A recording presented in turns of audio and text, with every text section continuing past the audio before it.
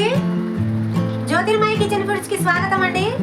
ఈ రోజు నేను చేయబోయే రెసిపీ వచ్చేసండి దొండకాయ ఫ్రై అండి. నేను పండుగ తీసుకున్నాను.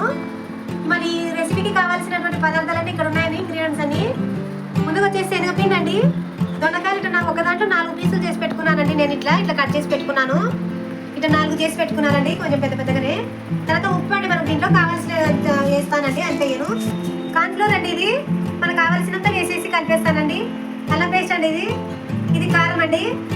మరి దీనికి కావాల్సినటువంటి చూపించాను కదండి. మళ్ళీ చేయబోయే ముందు మనము ఎట్లా చేసుకుందామో చూద్దాం పదండి. కొద్దిగా ఉప్పు వేస్తున్నానండి, సరిపడా కొద్దిగా వేస్తానండి. తర్వాత శనగపిండి అండి, ఇది శనగపిండి కొద్దిగా ఎక్కువనే వేసుకోవాలి. నేనైతే 3 స్పూన్లు వేసానండి, 2.5 తక్కువ ఉంటుంది కొద్దిగా. తర్వాత కార్న్ఫ్లోర్ వేస్తున్నానండి, నేను ఒక 2 స్పూన్లు అండి. తర్వాత 1 స్పూన్ కారం వేస్తున్నానండి.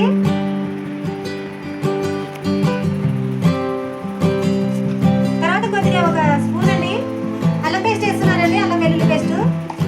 వీటన్నిటి మనం బాగా కలిపేసుకుందామండి.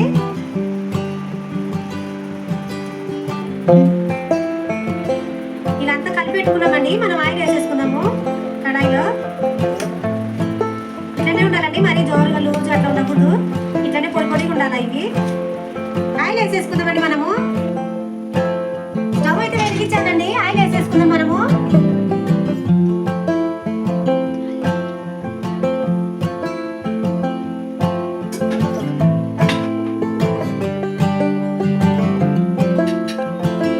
ఆయిల్ అయితే హీట్ అయ్యిందండి, వేసేస్తున్నాను కొద్ది కొద్దిగా.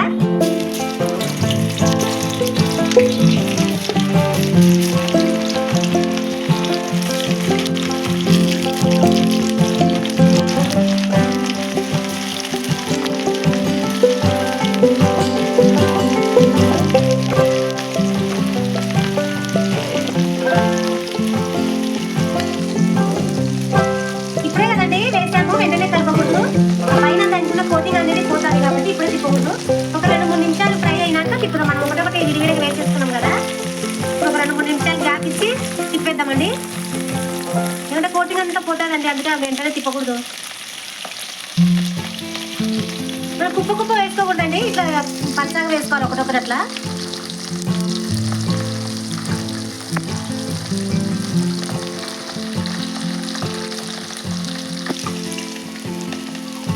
తిప్పుతున్నానండి, బాగా కొద్దిగా ఫ్రై అయినాయి బాగా. ఇట్లా ఈ విధంగా కొంచెం ఒక 2-3 నిమిషాలు ఫ్రై అయినాక తిప్పితే ఆ కోటింగ్ అనేది ఊడకుండా ఉంటుందండి దాంట్లో. చాలా బాగుంటుందండి దొండకాయ ఫ్రై. కరకరలాడుతుంటే, వాన పడుతుంటే బయట పకోడీ దొండకాయ పకోడీ కదండి మనది. సూపర్ టేస్ట్గా ఉంటుందండి.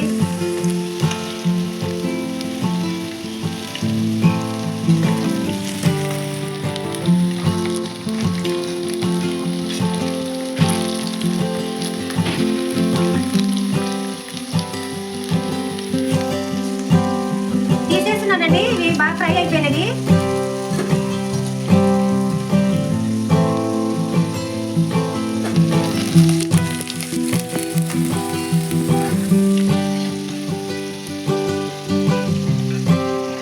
కొన్ని పచ్చిమిర్చి అండి, చీలికలు తీసి వేసానండి. కొద్దిగా కరివేపాకు అండి.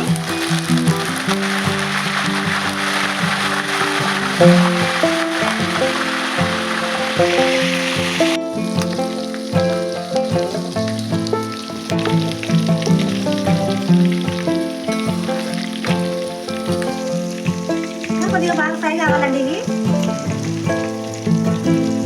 కొన్ని మనము పల్లీలు కూడా వేసేసుకుందామండి దీంట్లోనే. పల్లీలు వేస్తున్నానండి కొన్ని.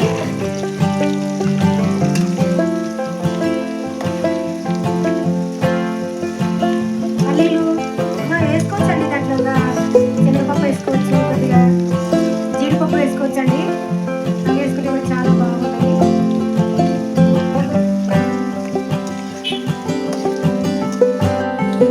తీస్తున్నానండి, బాగా ఫ్రై అయినవి కూడా.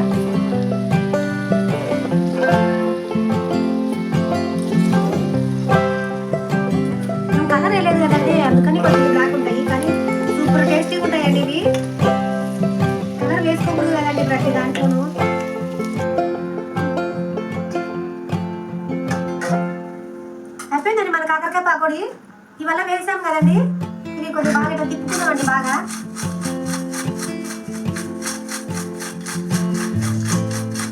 అయిపోయిందండి మన కాకరకాయ పకోడీ, కరకరలాడే కాకరకాయ పకోడీ అయిపోయిందండి.